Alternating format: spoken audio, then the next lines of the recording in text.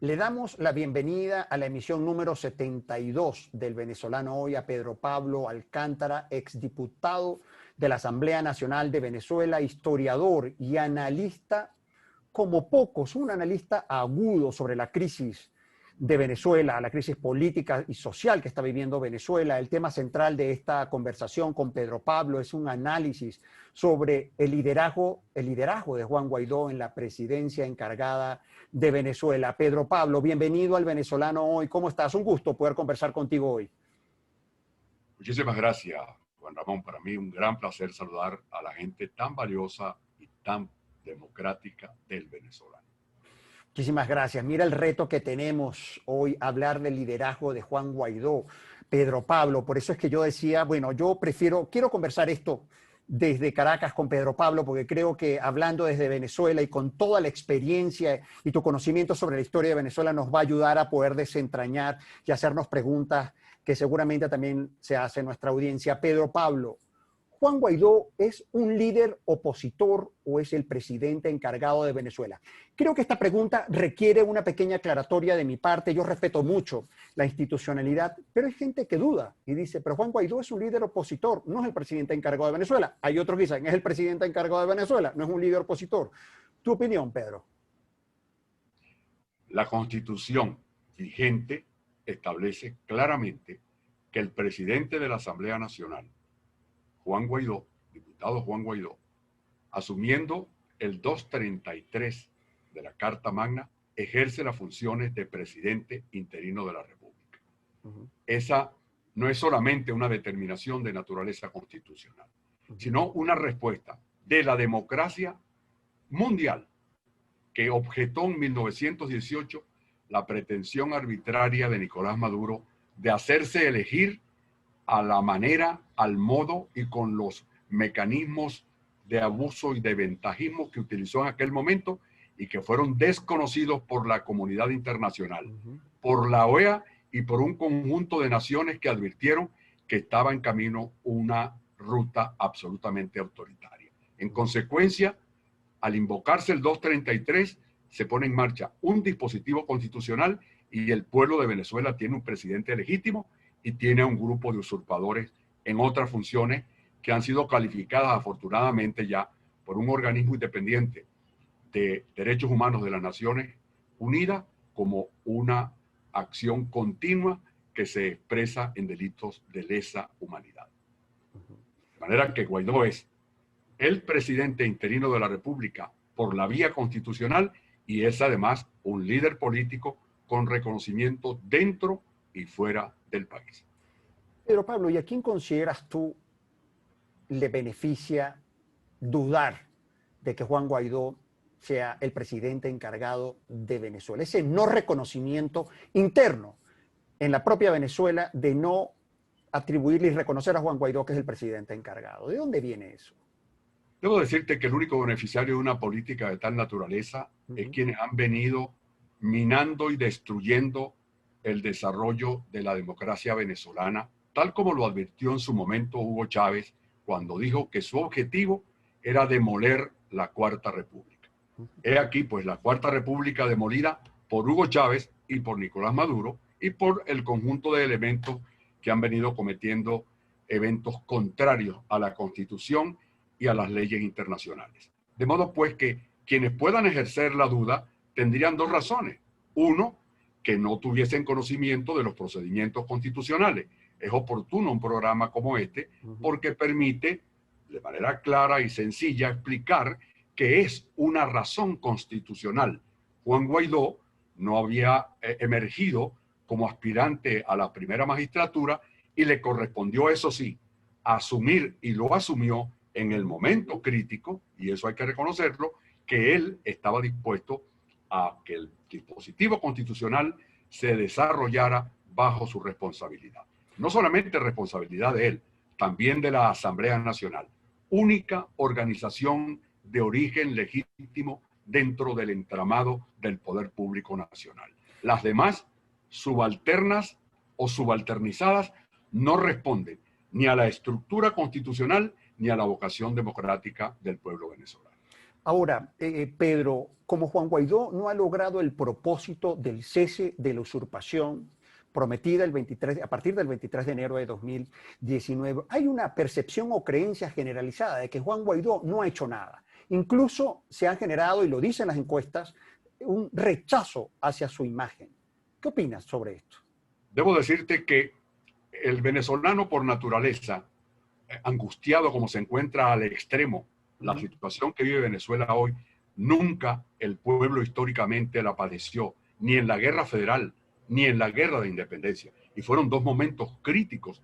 Incluso la guerra de independencia duró 13 años, y fueron 13 años de penurias, de afectaciones particulares, individuales y colectivas, toma de propiedad, destrucción de las personas, guerra, muerte. Y sin embargo, lo que estamos viviendo hoy con el elemento central de la intervención extranjera como nunca en la historia venezolana, porque los patrones que están incidiendo para someter con violencia al pueblo de Venezuela están fundamentados en una alianza perversa con un grupo de gobiernos escasísimos en el mundo, pero todavía de cierta relevancia, que han venido a saquear el territorio nacional. Ahí está el arco minero, ahí está la llamada política petrolera de la faja, que lo que hizo fue comprometer inmensos recursos que dicen los especialistas de la materia debieron haber sido invertidos para la reactivación de los petróleos livianos y medianos que el país posee, para aprovechar el gas,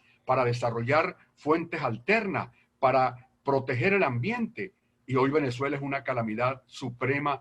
No hay agua potable, no hay energía eléctrica, no hay gasolina, no hay gas, no hay sistema sanitario, las universidades totalmente colapsadas, las escuelas básicas y las escuelas intermedias, los liceos, también destruidos por la inercia y por la incompetencia. De manera que aquí lo que hay es un modelo de crimen organizado, que es lo que ha generado que Naciones Unidas haya encomendado a un grupo independiente para que eleve a su consideración, como lo hizo en días pasados, un informe del drama de Venezuela que ha concluido con la determinación de responsables de delitos de lesa humanidad.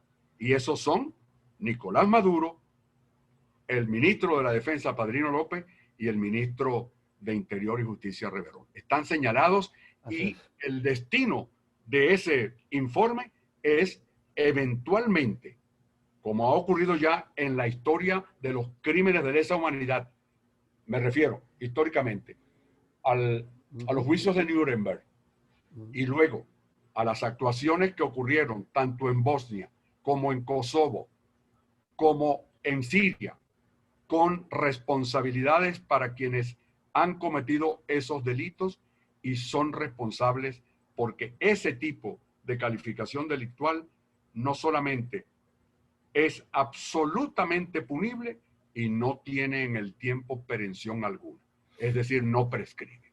Sí. Y la situación nacional es la consecuencia de la demolición que Hugo Chávez planteó a este país de la Cuarta República hasta sus cimientos, que es lo que ha logrado, pero a costa de los sacrificios del pueblo de Venezuela y de la creación de una nueva clase que ya se conoce con el nombre de enchufados o bolichicos, que han sido los únicos beneficiarios del más gigantesco colapso de las finanzas públicas del país, del más grande robo y asociación con otras instancias delictivas para tratar de generar la perpetuidad, que es el único propósito de este antimodelo democrático que pretende en Venezuela perpetuarse.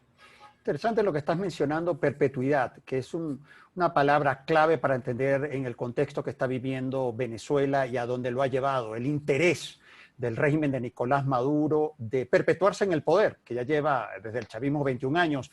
Pedro, a mí me corresponde seguir hablando desde la voz de los venezolanos y se preguntan por qué Juan Guaidó no ha logrado el objetivo, porque la esperanza, dicen, a mí me lo dijeron, pero es que vi en esa entrevista con Pedro Pablo que la esperanza de Guaidó se evaporó, no ha logrado el objetivo. ¿Por qué?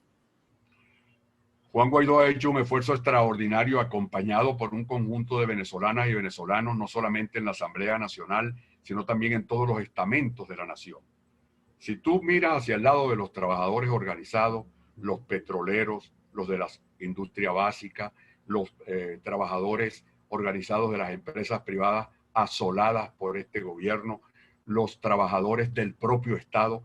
Tú no encuentras otra cosa que no sea un reclamo por violaciones a los derechos establecidos en los contratos colectivos. El bolívar no tiene valor de compra y mucho menos de acumulación. El pueblo de Venezuela está sometido a una incuria, a una conducta deliberada desde el gobierno que destruyó su propio signo monetario. Pero similarmente, la crisis de los venezolanos que quieren educarse, de los que quieren trabajar por iniciativa propia, de los que quieren desarrollar políticas protectoras del ambiente, por las mujeres que están pariendo y perdiendo sus niños como consecuencia del colapso del sistema sanitario. Todo eso es el respaldo de Guaidó. Pero en Venezuela siempre hemos tenido sociológica, históricamente, una tendencia a que las cosas se pueden resolver en una madrugada cualquiera. Y lamentablemente para la historia de este país, nunca como ahora, una cúpula militar bien identificada, no las Fuerzas Armadas, porque las Fuerzas Armadas son una institución de una clarísima identidad con los objetivos históricos del pueblo de Venezuela. Se han coaligado, se han confabulado, han establecido un estado paralelo donde viven ellos aislados en una especie de burbuja y han impedido con violencia, con muerte, con cárcel, con persecución, con diáspora, con desapariciones, tal como lo dice el informe de Naciones Unidas, a mantener este antisistema, este antiorden democrático, y eso para un hombre sin armas como Guaidó, para una población venezolana que ha creído en la institución del voto y ha sido víctima de los manejos y de las manipulaciones de un Consejo Electoral que ahora es un apéndice del Tribunal Supremo de Justicia, otro órgano que se encuentra también en la mira internacional con sanciones de diverso tipo, en un modelo que ha perpetuado un verdadero cepo. Aquí hay un régimen de hierro, un régimen que persigue, que hostiga, que apresa, que amenaza, que tortura. Que tortura. Los informes, el informe de la OEA, que debemos referirnos porque hay que hacerle también justicia, cuando se produjo el evento de la pretensión de Maduro en el año 2018 de perpetuar su régimen mediante los artificios que puso en práctica, ese informe iba con destino a la Corte Penal Internacional. Y allí también, inexplicablemente, la fiscal de la Corte queda señalada ante la historia como alguien que no solamente denega justicia, no a unos actores políticos que intentaban participar en un proceso que deberíamos tener la esperanza de que hubiera sido legal, sino a una ciudadanía cuyas actuaciones y cuyas represiones son públicas y notorias desde el propio 4 de febrero de 1992, cuando un grupo de elementos armados, al auxilio de la nocturnidad y con armas de la República, intentó derrocar a un presidente legítimamente electo, y no solamente intentó derrocarlo, sino intentó apresarlo e intentó asesinarlo. Sí, Pedro. Con esto quiero decir ¿sí? que no existiendo en la vocación de Juan Guaidó ni de los factores democráticos venezolanos otra intención que no sea la remoción de un orden caduco, de un orden fracasado, de un orden genocida, que no sea el uso del voto, ha sido muy difícil lograr estos objetivos. Pero Guaidó ha mostrado talante y vocación no solamente para cumplir con su deber, sino que también ha escuchado propuestas internacionales y nacionales y se ha venido a tratar de buscar mecanismos que eviten más penurias y más dolores al pueblo de Venezuela. Hoy, más de 5 millones dispersos por el mundo, padeciendo toda suerte de situaciones involuntarias e inconvenientes, y el pueblo que está aquí, los que nos hemos quedado en Venezuela, que estamos convencidos que este país tiene futuro y que las condiciones objetivas están ya en la calle, como lo está expresando el propio pueblo de Venezuela, con sus protestas por el colapso absoluto de la gobernabilidad usurpada en este país. Me gustó esa frase que dijiste y sobre todo que venga de ti y desde Venezuela. Venezuela tiene futuro. Quiero, a propósito incluso de esta introducción de Venezuela tiene futuro, Juan Guaidó advirtió que llegó el momento de acciones oportunas y decisivas. Lo acaba de decir, lo dijo a propósito de la Asamblea de las Naciones Unidas y solicitó a la ONU evaluar la aplicación de la responsabilidad de proteger el R2P. Pedro Pablo, ayúdame a interpretar este planteamiento para la audiencia del venezolano hoy. ¿Qué es esto de la responsabilidad de proteger? ¿Qué supone? En la evolución progresiva de los derechos humanos y a partir de la experiencia de Nuremberg, donde se sancionó a un Estado criminal que se apropió de la gobernabilidad alemana y que tuvo en jaque durante un tiempo importante a toda la comunidad mundial con la amenaza de una expansión nazista, totalitaria y autoritaria por el mundo entero, y la sanción ejemplar que las naciones aliadas le infligieron a estos violadores de derechos humanos, militares y civiles, que se ocuparon allá de sojuzgar al pueblo alemán y a los pueblos que conquistaban con la violencia y con la fuerza. Se estableció entonces por Naciones Unidas un conjunto de compromisos que se han venido desarrollando en forma progresiva para proteger a las personas, para proteger a las naciones, para que no desaparezcan víctimas del expansionismo y de los intereses bastardos que algunas potencias han pretendido aplicar sin ningún tipo de empacho y en contra del interés general de las naciones a sobrevivir. Y ese evento, la llamada responsabilidad para proteger, constituye uno de los elementos que permitió que las naciones asumieran que la especie humana es una sola y que defenderla no solamente un derecho de todos los seres humanos a mantenerse con vida, a poder armonizar sus esfuerzos, a tener derecho a que las generaciones futuras puedan crecer en paz, a que todos tengan acceso a todos los derechos, sino también de manera práctica cuando se estaba produciendo aquel genocidio allá en Bosnia y Rusia y China aplicaban su derecho al veto para que no hubiese una intervención de los cascos azules de las Naciones Unidas. Pues allí se interpretó adecuadamente y esos cascos azules fueron a restablecer el derecho a la vida, el derecho a la sobrevivencia. Y los criminales de guerra, encabezados por Milosevic y otros más, pagaron sus crímenes, porque esos delitos no prescriben nunca.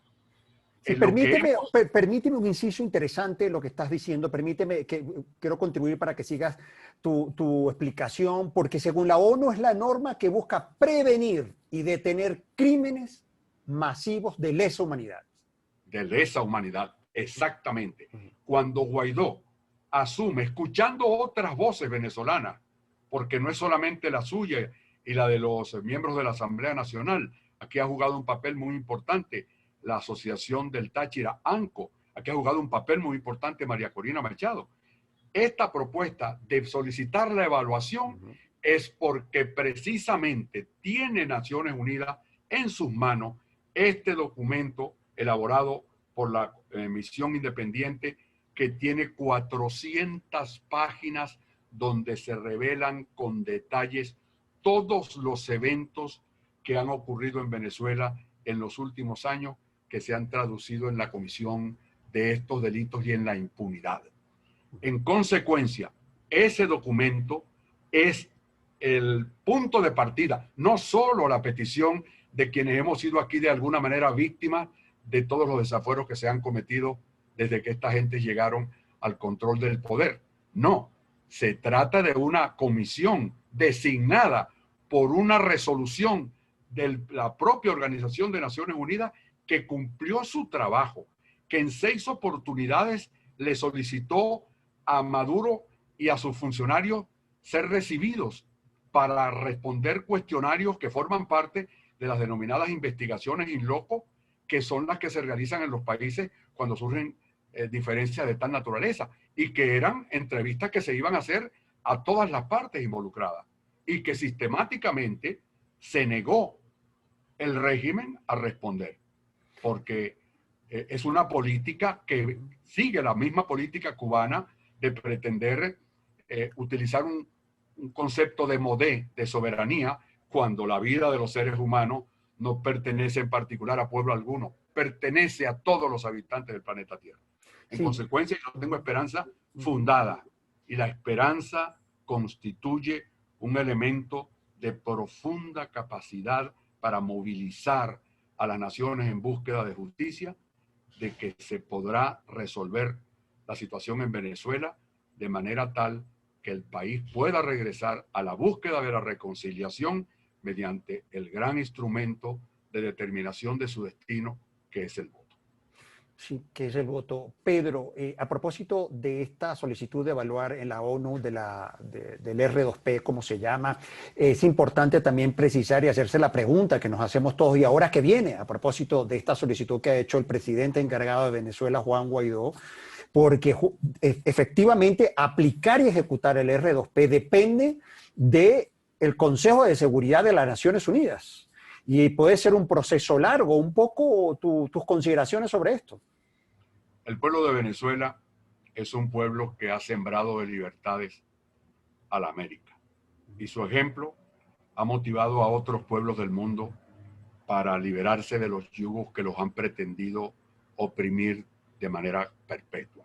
El pueblo de Venezuela está aplicando la responsabilidad de proteger, cuando sale a ejercer mediante el derecho a la protesta, el reclamo frente a las autoridades por su incapacidad, por su negligencia, por su temeridad y por su abuso. Ahí está el comienzo. Los venezolanos no tenemos vocación de someternos de manera indefinida a los dictados de los abusadores. Y el mundo entero está mirando hacia el pueblo de Venezuela, porque se percata que aquí hay una lucha desigual, que hemos sido víctimas de un conjunto de actuaciones de un grupo minoritario de personas, porque a la hora de establecer las responsabilidades, esas tienen nombre y apellido, y una inmensa porción de Venezuela podrá reencontrarse otra vez y podrá iniciar el camino de la conformación de una sociedad más humana, una sociedad más respetuosa, más responsable consigo mismo y en particular con su futuro. Todo lo que nos convoca a nosotros es precisamente ese, el futuro. Y de allí que hay que señalar que Guaidó ha asumido, junto a todos los compañeros que han escuchado su mensaje en Venezuela, no solamente la protección de la Constitución como pacto social convenido entre los venezolanos, sino también la protección de lo que es más importante, el derecho al futuro de las generaciones que se están formando y de las que vienen en camino y en desarrollo. Pero Pablo, ya nos estamos acercando al final de este contacto, que te agradecemos enormemente habernos ayudado a entender y a analizar la situación que está viviendo hoy nuestra Venezuela. Pedro, a propósito, como te decía, nuestro tema era el análisis del desempeño y del liderazgo de Juan Guaidó. ¿Dónde va a estar Juan Guaidó en enero de 2021, Pedro? En el lugar que le corresponde, porque él es presidente encargado de la República hasta que cese la usurpación. No le va a temblar el pulso ni se va a ir del país. Lo ha dicho y lo va a cumplir. Este es un joven que dentro de su etapa de desarrollo y formación como dirigente, porque más que un líder requerimos un dirigente, un estadista, alguien que aprenda de su propio hacer y de sus propias fallas y carencias y errores como todo ser humano, pero que también se nutra del concepto general del pueblo de Venezuela, que es un pueblo altamente generoso, como puede dar testimonio la inmensa diáspora mundial que vino a esta tierra y encontró aquí un hogar y una oportunidad de realización en cualquier pueblo de Venezuela. Y por cierto, un mensaje a los pueblos del interior de este país, que son los que más padecen las consecuencias de esta inopia, de esta incuria de estos usurpadores. Que no pierdan ni la fe ni la esperanza, que defiendan sus derechos con determinación, porque al fin y al cabo el país, este país, que es un país que liberó naciones sin ocupar un centímetro de territorio de ninguna de las naciones a las cuales ayudó a emanciparse, tiene el elemento humano suficiente dentro de la República y fuera de él para crear las condiciones que permitan la recuperación de Venezuela y su regreso a lo que fue un país que era faro en América Latina, de la lucha por la democracia y las libertades públicas. La verdad, Pedro, que escuchándote logro identificar en ti que tienes verdaderamente una esperanza, crees en el futuro de Venezuela y que podríamos estar quizás en el mediano plazo en un cambio en Venezuela, Pedro. Totalmente. El país tiene la experiencia aprendida porque además tiene el capital humano y el país invirtió en educación popular, gratuita, en armonía con los sectores y con los esfuerzos de la educación religiosa venezolana. Particular ejemplo, las escuelas de fe y alegría y las escuelas de otras tendencias religiosas protestantes que tanto han hecho por el venezolano. Aquí tenemos dos grandes recursos. Primero, el patrimonio de los fundadores de esta república, como lo decía José Antonio Páez. Yo me encontraba bien y no me angustiaba por nada que fuera de mi interés, pero llegó la hora en que la república planteó la emancipación y me incorporé.